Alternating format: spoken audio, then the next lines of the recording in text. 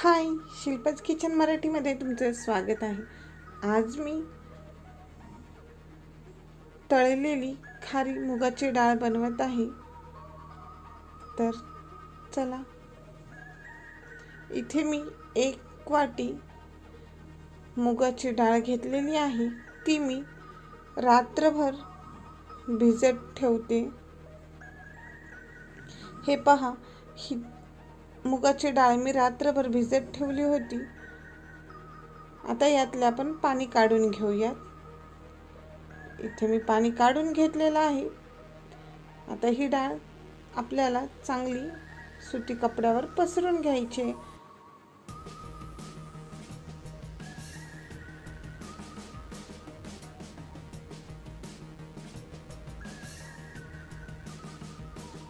ही डाळ आपल्याला फॅन खाली 15 ते 20 मिनिटे सुकवून घ्यायची।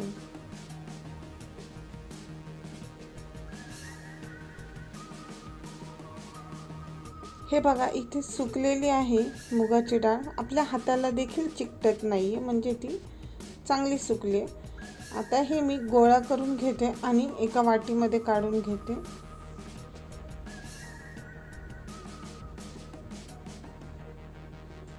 इथे मी गॅसवर कढईमध्ये तेल गरम करायला ठेवले आहे। तेल गरम झालेलं आहे। आता यामध्ये चाळणीमध्ये मी थोडी थोडी मुगाची डाळ घेऊन तळणार आहे। एकदम डाळ टाकायची नाही, 2-3 बॅचमध्ये टाकायची।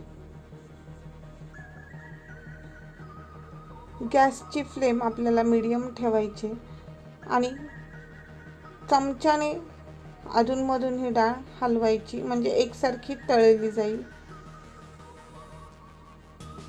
डाळ तळली आहे। आता ते आपण एका प्लेटमध्ये काढून घेऊया। डाळ तळली गेली हे कसं ओळखायचं, तर जेव्हा आपण डाळ तळायला टाकतो तेव्हा तेलाचे बुडबुडे जास्त प्रमाणात आपल्याला दिसतात आणि जेव्हा डाळ तळली जाते तेव्हा ते एकदम कमी होतात।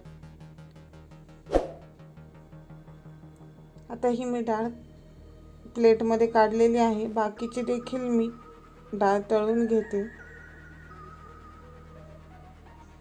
हे बघा, इथे किती बुडबुडे आलेले आहेत तेलाचे।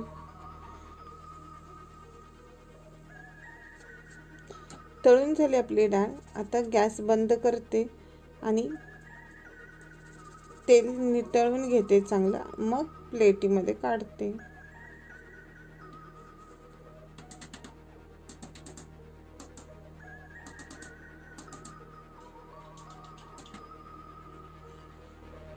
आता डाळ गरम असतानाच यावर थोडंसं मीठ टाकायचं।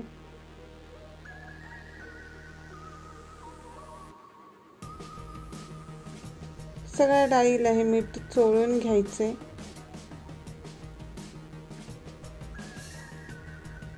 तर झाली आपली खारी मूग डाळ।